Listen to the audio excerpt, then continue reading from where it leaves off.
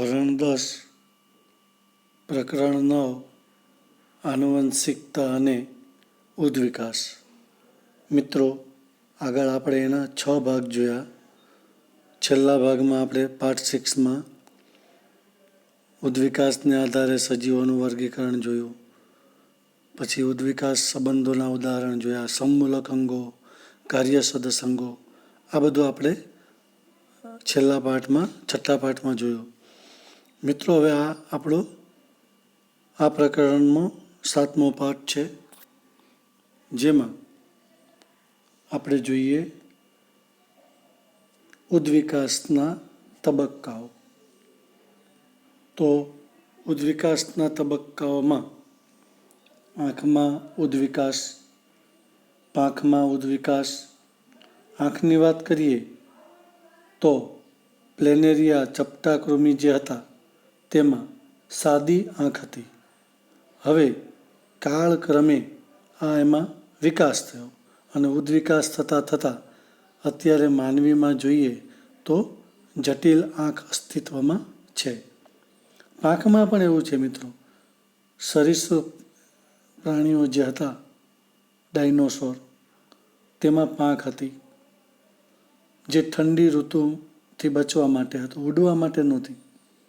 પણ કાળક્રમે તેમાં ઉદ્વિકાસ થઈ અને અત્યારે પક્ષીઓમાં આ પાંખ ઉડવા માટે ઉપયોગમાં આવે છે. મિત્રો, તો પહેલાં જોઈએ આપણે આંખમાં થતો ઉદ્વિકાસ. તો આંખના ઉદ્વિકાસની વાત કરીએ મિત્રો, તો પ્રાણીઓ માટે આંખ ખૂબ અગત્યનું અંગ કહેવાય અને એ જટિલ સંવેદી અંગ છે. અને ડીએનએના માત્ર એક ફેરફારથી કંઈ આ અંગમાં એમનો ઉત્પન્ન અંગ ન થયો હોય. એટલે આવા જટિલ અંગનો વિકાસ ક્રમિક રીતે ઘણી બધી પેઢીઓ પછી થયો હોવો જોઈએ. સૌપ્રથમ આંખ છે એ પ્લેનેરિયા, જેને ચપટાકૃમિ કહેવાય, પ્લેનેરિયામાં થયો. અને આ આંખ એકદમ સરળ હતી અને તે આંખ માત્ર પ્રકાશને પારખી શકે એવી જ હતી. ચિત્ર સ્પષ્ટ પારખી શકે એવી નહોતી, માત્ર પ્રકાશ ઓળખી શકે એવી હતી. એટલે બિંદુ સ્વરૂપે હતી અને તે એના અનુકૂલન માટે હતી. પછી શું થયું મિત્રો? તો ક્રમશઃ નીચે આપણને આકૃતિ મિત્રો દેખાય છે તે પ્લેનેરિયાની છે. ઉપર તમને 2 ટપકા દેખાય છે તેની આંખ છે. તો ધીમે ધીમે પછી મિત્રો શું થયું? કીટકો છે, પછી ઓક્ટોપસ, એટલે આ બધા અન્ય અપૃષ્ઠવંશીઓ, અને ત્યારબાદ પૃષ્ઠવંશી પ્રાણીઓ એટલે કે મનુષ્ય. આમ કાળક્રમે ધીમે ધીમે એમાં ઉદ્વિકાસ થયો અને ઉદ્વિકાસ થઈ અને આ રીતે એક જટિલ આંખ અસ્તિત્વમાં આવી.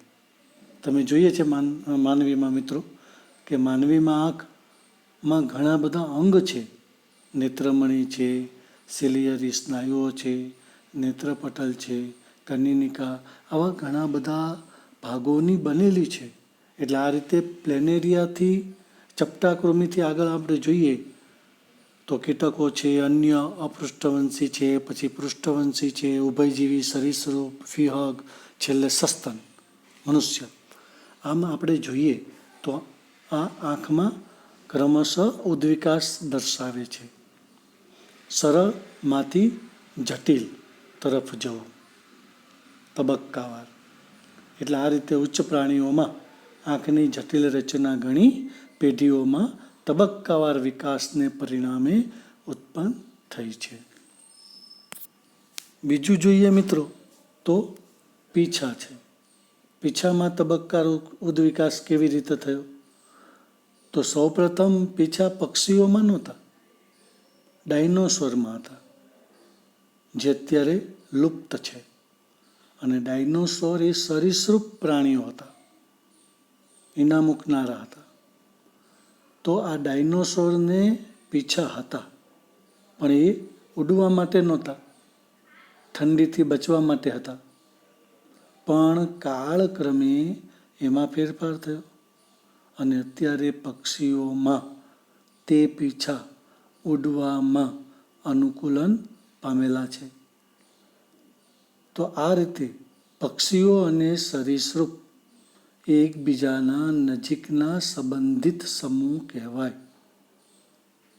ડાયનોસોર સરીસૃપ હતા અને કેટલાક ડાયનોસોર પીછા ધરાવતા હતા, જે પછીથી પક્ષીઓમાં ઉડવા માટે મદદરૂપ બન્યા. તો આ આપણને પીછામાં ઉદ્વિકાસ દર્શાવે છે. ત્યારબાદ મિત્રો અસ્મિ. અસ્મિ એટલે શું?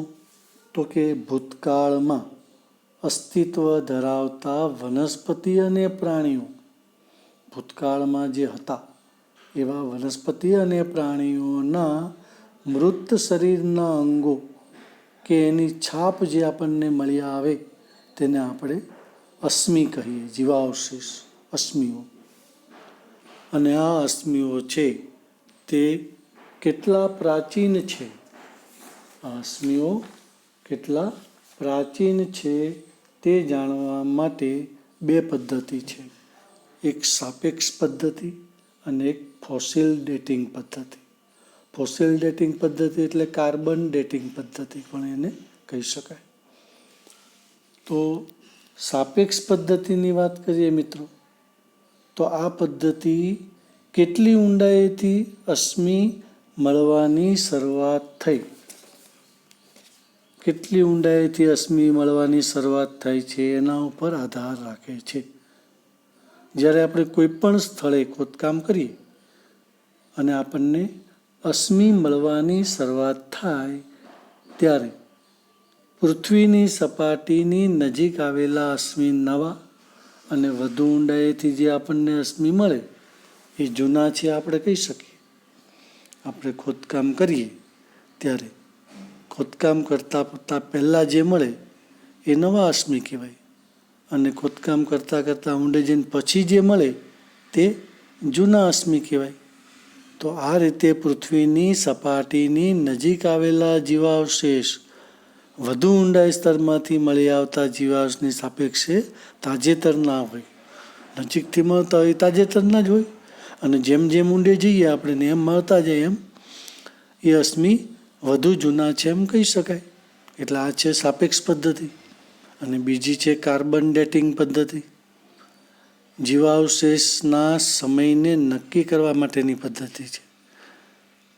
તો એના માટે વિવિધ સમસ્થાનિકોનો ઉપયોગ, મુખ્યત્વે કાર્બન 14નો સમસ્થાનિકનો ઉપયોગ થાય અને આ જીવાવશેષ કયા સમયના છે તે નક્કી કરી શકાય. આમ આ બે પદ્ધતિ છે અસ્મિ કેટલા પ્રાચીન છે તે જાણવા માટેની, આ ઉંમર જાણવા માટેની કાર્બન ડેટિંગ પદ્ધતિ. તો આ રીતે મિત્રો અસ્મિને જાણવા માટેની બે પદ્ધતિ, સાપેક્ષ પદ્ધતિ અને ફોસિલ ડેટિંગ પદ્ધતિ. હવે મિત્રો છે એ જંગલી કોબીજ. તો ખેડૂતો છે એ કોબીજની જંગલી જાતમાંથી નવી બીજી જાતો કેવી રીતે વિકસાવી. ખેડૂતો પહેલાં આપણે જોઈએ તો ઘણા વર્ષો પહેલાં 2000 વર્ષ પૂર્વેની વાત કરીએ તો ત્યારે માત્ર આપણે જંગલી કોબીજ ઉગાડતા અને તેનો ઉપયોગ થતો હતો. પછી કાળક્રમે આમાં ઉદ્વિકાસ થયો. એટલે ક્યારેક એમ પણ પૂછાય કે જંગલી કોબીજમાં ઉદ્વિકાસ સમજાવો. જંગલી કોબીજમાં ઉદ્વિકાસ સમજાવો. અથવા તો ખેડૂતોએ કોબીજની જંગલી જાતમાંથી કેવી રીતે બીજી જાતો વિકસાવી તે સમજાવો. તો મિત્રો અહીંયા આપણે કોબીજમાં ઉદ્વિકાસ જોવાનો છે. પાંખમાં જોયો, આંખમાં જોયો. હવે આપણે કોબીજમાં, જંગલી કોબીજ.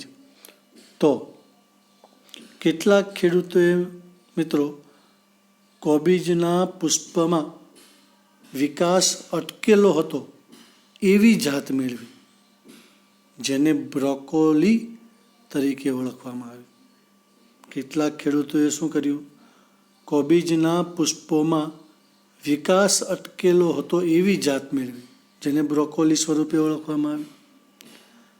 અને કેટલાક ખેડૂતો કોબીજમાં વંધ્ય પુષ્પો ધરાવતી જાત મેળવી, વંધ્ય પુષ્પો ધરાવતી જાત મેળવી, જેને ફ્લાવર તરીકે ઓળખવામાં આવી. કેટલાકે કોબીજના ફૂલેલા ભાગની પસંદગી કરી એમાંથી નવી વિવિધતા ધરાવતી જાત મેળવી. જંગલી કોબીના ફૂલેલા ભાગની પસંદગી કરી તેમાંથી નવી વિવિધતા ધરાવતી જાત વિકસાવી, જેને કલર બી તરીકે ઓળખવામાં આવી, કલર બી. અને કેટલાક ખેડૂતોએ જંગલી કોબીજના ફક્ત થોડા મોટા પર્ણોનો વિકાસ કર્યો, મોટા પર્ણોવાળી જાત વિકસાવી, મોટા પર્ણોવાળી, જેને કેલે અથવા તો પાંદડાયુક્ત શાકભાજી જેને કહી શકાય. તો આ રીતે મિત્રો આ જંગલી કોબીજમાં થયેલો ઉદ્વિકાસ દર્શાવે છે. આ પ્રશ્ન અગત્યનો છે, MCQમાં પણ આવી શકે. પુષ્પોનો વિકાસ અટકેલો હતો એવી જાતનું નામ આપો, બ્રોકોલી. વંધ્ય પુષ્પો ધરાવતી જાત, ફ્લાવર. ફૂલેલા ભાગની પસંદગી કરી એમાંથી વિકસાવેલી જાત, કલર બી. મોટા પર્ણોવાળી જાત તો કેલે.